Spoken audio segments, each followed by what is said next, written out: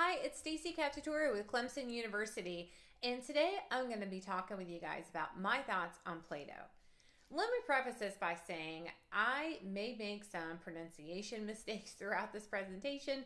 There may be some ums and ahs, but overall what I want to articulate to you guys is my thoughts on the Plato readings this week. Not only on Plato, but those who interpreted his works. This is part of our CID program 801 with Dr. Victor Vitanza, and we are studying Plato this week. So let's jump in and get started here. So the first thing I want to talk about is who was Plato. He was born somewhere around 428 or 427 BCE in Athens, Greece. It's important to understand his placement among the philosophers. He was a student of Socrates, and he was the teacher of Aristotle. That helps explain, given the fact that he was a student of Socrates, some of the structure behind the dialogues that we saw. Oftentimes, it's positioned as Socrates with other philosophers or other individuals, and it's formed in a Q&A type format. This is all part of his lifelong quest to formalize the Socratic method, because all of Socrates' works were verbal. They were learned just verbally, and they weren't documented in writing. So Plato really made it his lifelong quest to formalize that. He also was the founder of the Academy. So I wanted to start off by also talking about bringing up a quote from Plato. Wise men speak because they have something to say. Fools because they have to say something. That really resonated with me. I mean, how often do you guys hear someone just talking to hear themselves talk? We'll also see some of this in Plato's theories a little later on. But what I'm hoping is that I fall within that category of the wise men who are speaking because they have something to say. And I hope that you guys enjoy my thoughts on these particular works. So let's start with Charalopoulos on Plato.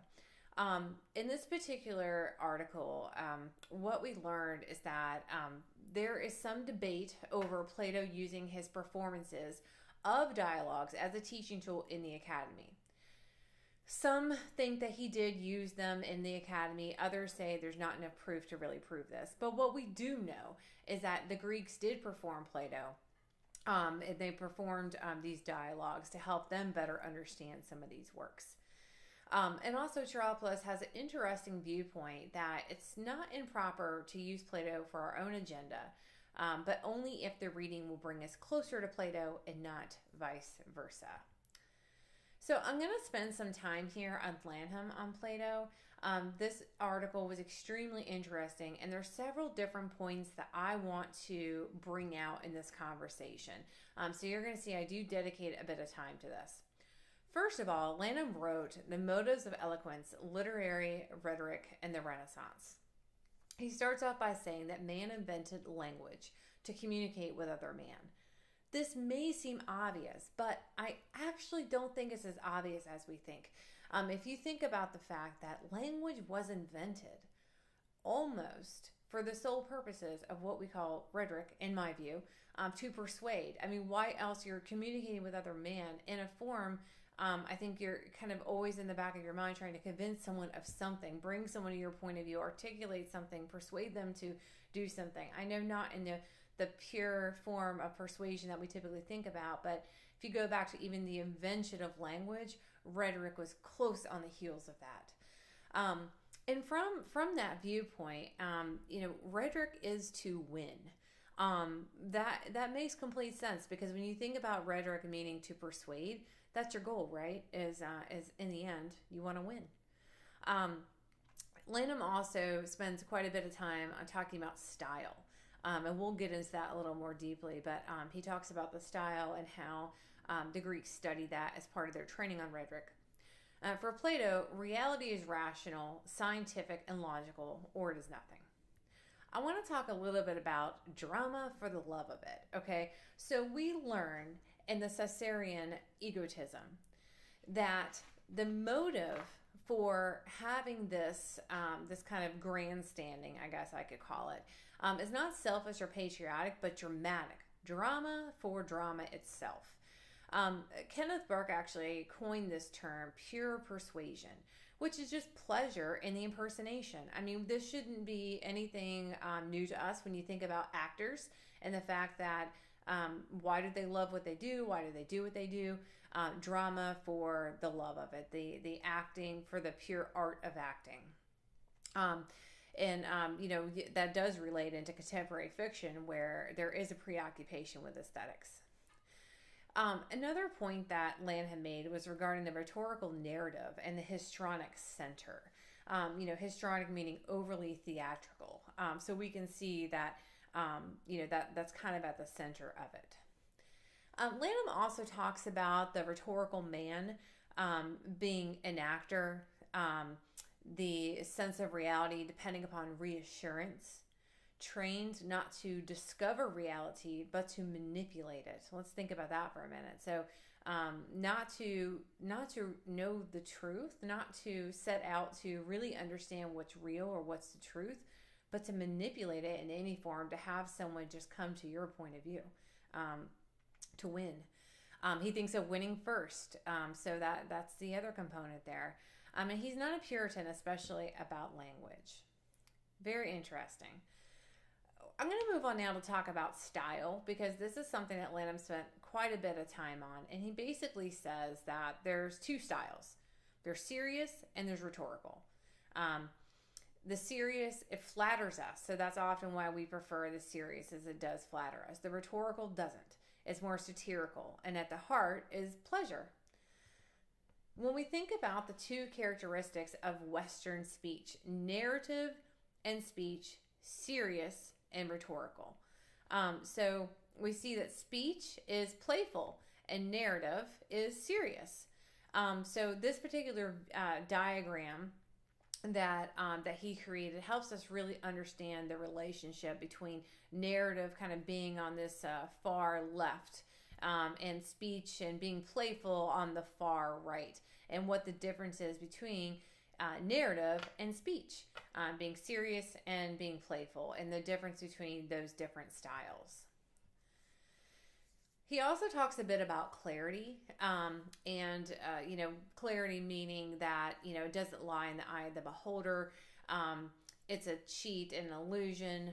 To a rhetorical man, the world is not clear, it is made clear. And from the beginning, style wasn't supposed to show. My favorite way that they described a kind of an anecdote or a little story here around how he explained the difference between opaque versus clarity was in this little story that he shared. So I pulled this little cartoon out here to kind of just share it with you guys. But basically, he goes through this whole thing where there was actually a comedy group that did this as a play, and talked about there's a guy who's courting a girl, and he goes through and buys her a corsage and buys her flowers, and goes to her door and kind of makes this big a speech on, this is why I think you should be with me, and then we should be together, and this is why I want to us to be together in the courting process of dating. And then there's the guy who goes up and just says, want to screw. So when you think about the opaque versus clarity, what he says is that reality needs them both. This story really helps us understand both of those, because when you think about how really, in the end, if that whole courting process, isn't that the bottom line? Isn't that really what everyone's getting at? You have to hear people say in relationships, they don't like games. Isn't that the game? The corsage, the flowers, the courting, all those little lovelies. That's all opaque, because what you're really doing is covering up what you really want, which, in a perfect world, I guess if you were to go to a point of pure clarity and saying exactly what you thought, you might just walk up and say, hey, want to screw, and get past all that opaque bullshit. So I thought that was a very interesting story to help us understand that. He also uses some diagrams to help us understand clarity. So, opaque being on one side, transparent on the other, and the middle kind of in between. It's really interesting. This really caught my interest, because when you think about what I do, so I'm in the corporate world, I'm in the financial industry, and I do a lot of communication for us to communicate with a variety of stakeholders, I'll say. So oftentimes in the corporate world, what we say is we want to be transparent in our communications. However, it is often extremely opaque because you're using a lot of different language, corporate jargon, a lot of different speak to really cover up the message. And so there's a lot that needs to be done in the corporate world in particular to help move to transparent. Currently, when you think about, in my view, conservative style, so the financial industry is very conservative. When you think about that particular style, it is extremely opaque. I think over the years, as I've seen, I've been in the banking industry for 20 years, we have moved more on that continuum over to transparent, but we are not there yet. And as much as we say we want to be transparent, it is a huge culture change to move to that area. So I wouldn't even say we're in the middle right now. I still think we're on the opaque side in that particular industry. So the other thing I found very interesting I found this very interesting. So what he says is that the harlot rhetoric has been depicted as a woman, especially an overdressed one. The harlot rhetoric. I found this very interesting because, we think about rhetoric having this, negative reputation, right? You'll kind of notice in here some of the sexual undertones throughout several of the readings, but this was just another one of them, as comparing rhetoric to this harlot. So, and we're going to talk a little bit more about that, but let's talk about Phaedrus. So, speaking of sexual undertones, Phaedrus was written by Plato. It's composed in 370 BC. It's a dialogue between Socrates and Phaedrus. And really, the overarching message here is about love, the art of rhetoric, and erotic love. So, we read this article this week by Paige DuBois, who had a very interesting viewpoint that basically is that Phaedrus is a text of seduction that unites man and man. She talks about several different sexual metaphors. So there's talk about the erection and relating to the wings kind of spreading out and kind of how that's a metaphor for an erection.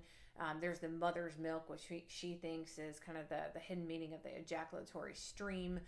There's a lot of talk of the garden, which typically is only a place for females, and then the spreading of the seed sperma. So all these sexual metaphors in here. And I'm going to read this one quote because I had to kind of look a few of these words up, to be honest with you, to see what this was really getting at. So I'm going to read the quote and then tell you my thought.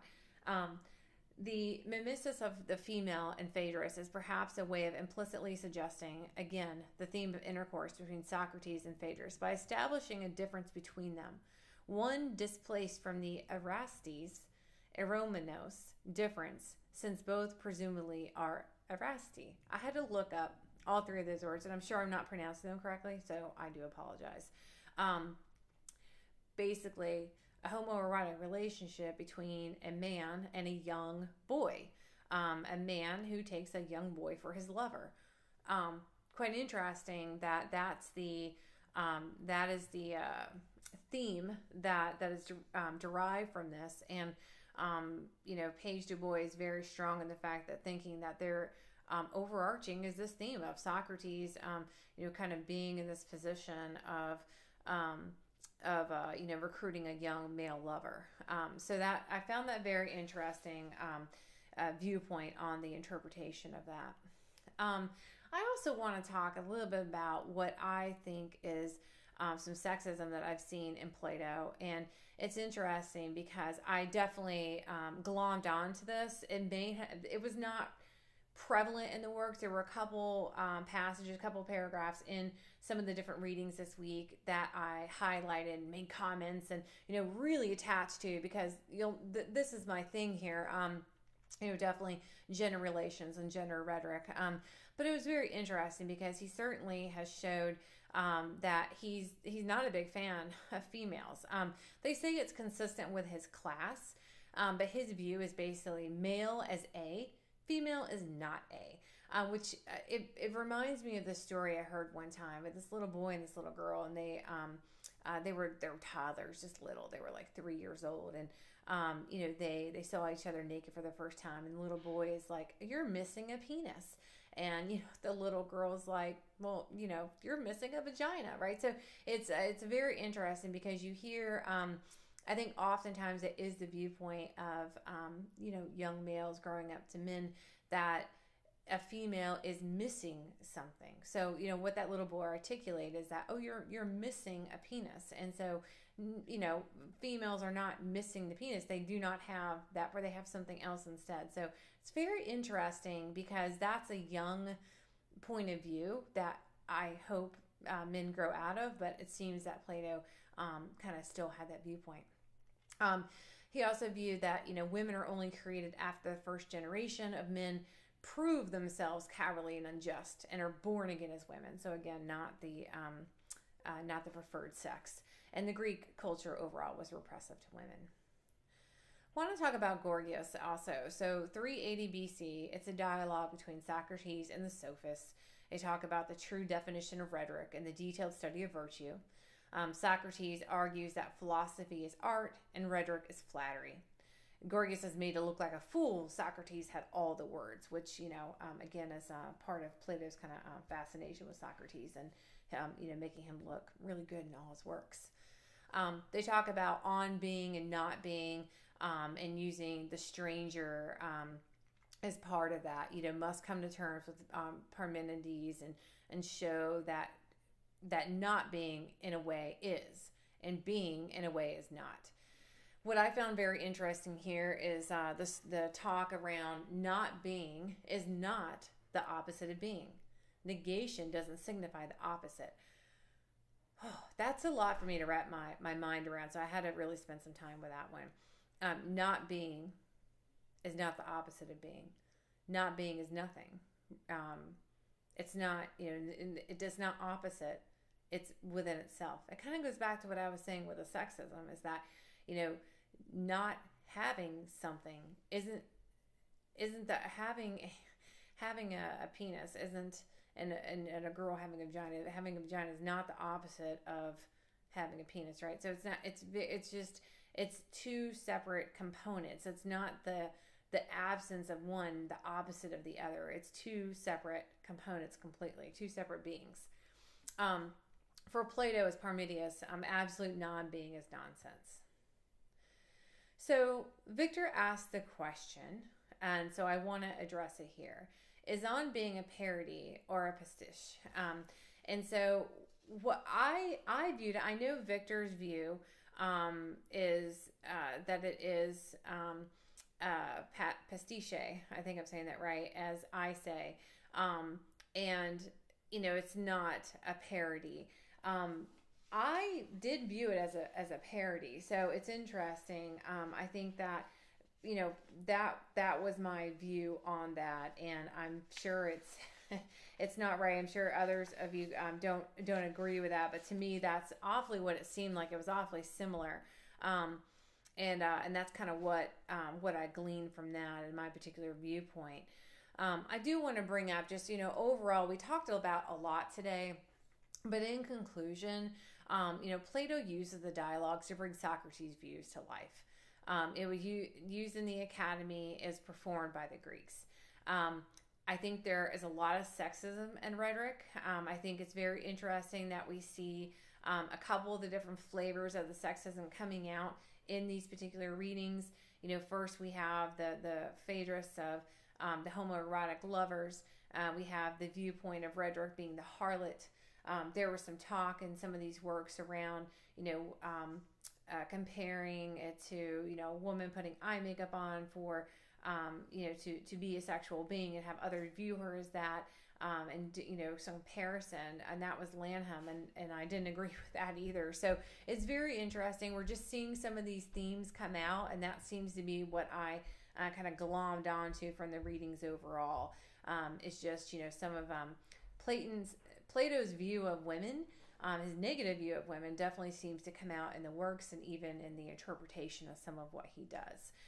So I hope that you guys enjoyed this presentation. I hope that I brought something new. I hope that I touched on some things that maybe you guys didn't think of.